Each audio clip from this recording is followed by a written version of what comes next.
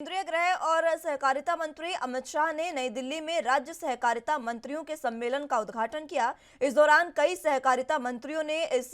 सम्मेलन में हिस्सा लिया। समयानुकूल जो बदलाव होने चाहिए थे वो नहीं हुए और हम थोड़े पिछड़े हैं। अब समय आ गया है कि आज की जरूरियातों के अनुकूल सहकारिता अपने आप को आज की जरूरियातों के अनुकूल सांचे में डाले, मजबूत करे, पुनः एक बार फिर से सबका विश्वास अर्जित करे और एक नए उत्साह के साथ आजादी के अमृत महोत्सव से शताब्दी तक की ये यात्रा सहकारिता आंदोलन करे। ये समय आ गया है और इसीलिए देश के सम्माननीय प्रधानमंत्री श्री नरेंद्र मोदी जी ने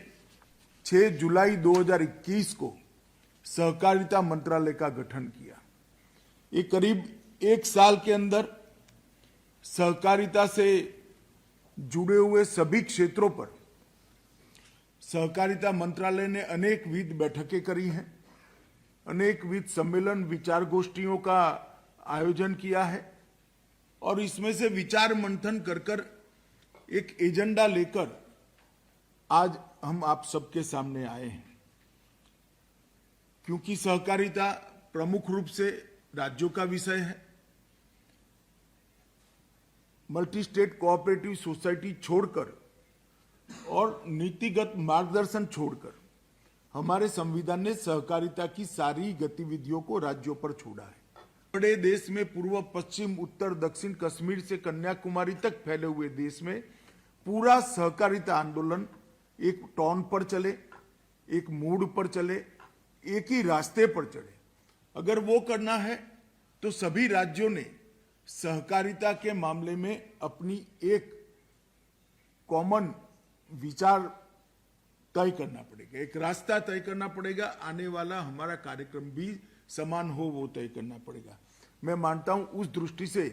ये सम्मेलन बहुत महत्वपूर्ण है और मुझे विश्वास है 2 दिन के ये सम्मेलन के बाद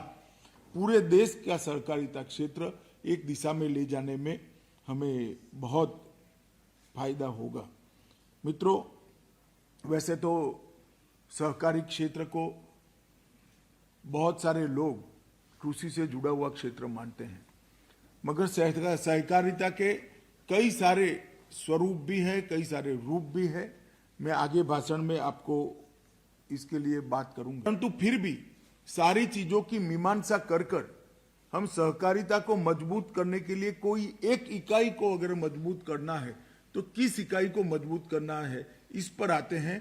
तो पैक्स को मजबूत करने से सहकारिता आंदोलन को हम ज्यादा मजबूत कर पाएंगे, इसमें कोई दो राय नहीं है, इसमें कोई निर्विवाद बात है। और अब पैक्स को मजबूत करने के लिए ढेर सारी चीजें हम लेकर आए हैं। मैं उसके पहले सभी मंत्रियों को कहना चाहता हूं कि हम सब ने मिलकर सहकारिता के क्षेत्र के लिए टीम इंडिया का भाव खड़ा करना पड़ेगा और सहकारी क्षेत्र के विकास के लिए एक ट्रस्टी की भूमिका में कि बिना किसी लाग लपेट से, बिना किसी राजनीतिक विचार के एक ट्रस्टी की भूमिका से अपने अपने राज्य में सहकारिता आंदोलन को मजबूत करने के लिए आगे बढ़ना पड़ेगा। मित्रों, सहकारिता के विगत 125 साल के हमारे पास्ट को भी देखना पड़ेगा। बहुत गौरव हो इस प्रकार का 125 साल में भारत के अर्थतंत्र में सहकारिता का योगदान रहा है, मगर मैं चाहता हूं कि अगले 100 साल में ये इससे भी मजबूत हो और सहकारिता अनिवार्य रूप से भारत के अर्थतंत्र का एक मजबूत पिल्लर बनकर सबके दुनिया के सामने, देश के सामने आए। और मोदी जी का जो स्वप्न है $5 ट्रिलियन की इकोनॉमी का, इसमें सहकारिता का बहुत बड़ा योगदान। आज अगर हम आंकड़ों को देखते हैं तो लगभग 8.5 लाख सहकारी इकाइयां हैं। इसमें ढेर सारे क्षेत्र हैं, अलग अलग क्षेत्र हैं, उपभोक्ता, मैन्युफैक्चरिंग, विपणन, इसके साथ साथ भंडारण, हॉस्पिटल भी कुछ बने हैं, आवास के क्षेत्र में बहुत सारी काम हुआ है, परिवहन के क्षेत्र में हुआ है, डेयरी के क्षेत्र में हुआ है, चीनी मिल के क्षेत्र में हुआ है, मत्स्य उत्पादन के क्षेत्र में हुआ है, और सबसे विशेष कृषि के एग्रीकल्चर फाइनेंस के क्षेत्र में और कृषि से जुड़ी हुई सारी गतिविधियों में सहकारिता का बहुत बड़ा योगदान रहा है। डेयरी और हाउसिंग की लगभग 1.5 लाख समितियां हैं, 97,000 हमारे पैक्स हैं, मजदूर सहकारी समितियां भी 46,000 हैं, उपभोक्ता समितियां 26,000 हैं, कई सारी मत्स्य उत्पादन की सहकारी समितियां हैं, चीनी सहकारी मिलें भी बहुत सारी हैं, और एक प्रकार से 51% गांव देश के किसी न किसी स्वरूप से कोऑपरेटिव से जुड़े हुए, और 94% किसान किसी न किसी स्वरूप से, चाहे दूध उत्पादक सहकारिता से जुड़े हो, चाहे